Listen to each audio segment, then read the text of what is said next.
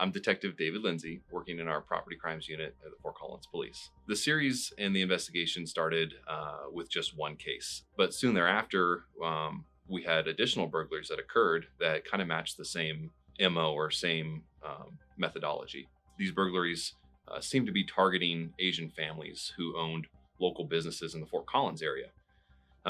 Well, a couple started to add up, and we very quickly realized through talking with other agencies that they were also experiencing the same types of burglaries during the same time frames.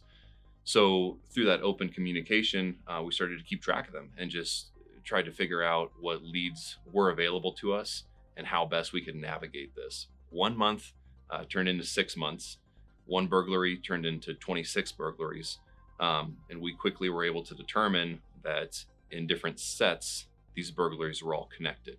With a crime that's so targeted against a specific population, we knew that we had to exploit every lead that we could to solve this series before it got even more out of control than what it already was.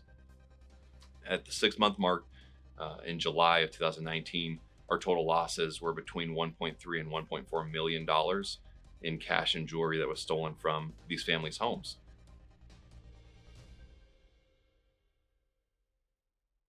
We knew that just because we had connected all the burglaries and we had identified the suspects, that wasn't good enough, that we needed to take it the extra step and get them in custody, because that's the only way that we could make this stop.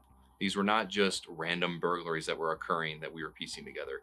These were calculated, organized efforts to go after, again, a specific population and specific things within that house. Being assigned these cases, one of the first steps we do is go out and meet with our victim families and talk with them about what their loss is, what their experience was. Every victim family that I talked to shared a sense of violation of their privacy, having their house broken into forcibly, so brazenly during broad daylight daytime hours, was really an intrusion for them and hard for them to cope with. One of the most surprising things about this case to me was that a little local community like Fort Collins, Colorado, a community that I grew up in, could be involved in something so significant and something with international tentacles. Working here as a detective, I'm afforded the support from our agency to take these cases and maximize their potential and really get deep and involved in the investigation, so that way we can get good justice for our victims.